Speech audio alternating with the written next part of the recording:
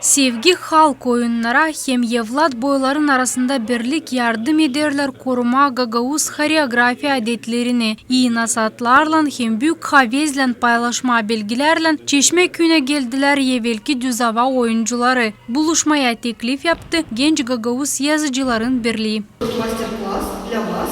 Biz isteriz gençler hatırlasınlar hem öğrensinler becerikli ustalardan. Böyle ustalar var evvelki düzava ansamblede. Onuştan biz onları teklif ettik gelsinler Çeşme köyüne genç oyunculara. Bu iş yardım edecek kabilileştirme bizim kültürümüzü.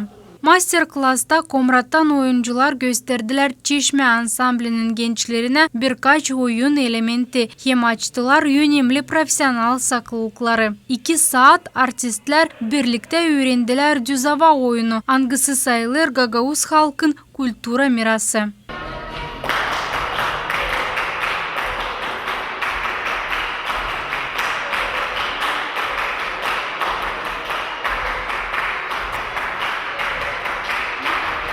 Evvelki düzava oyun kolektifinin öndürücüsü İlya Minçoglu nişanladı böyle buluşmalarda gençler kapırlar yeni bilgileri hem birlikte çalışmak verir can şenli hem güyde tazeli. Uşaklar da şükür ettiler açık doğru nasihatlar için. Yakın zamanda Çeşme ansamblinin oyuncuları angılarını öğretir Aleksandra Urum gelecekler cevaplı misafirlikle Komra'da halk oyun ustalara.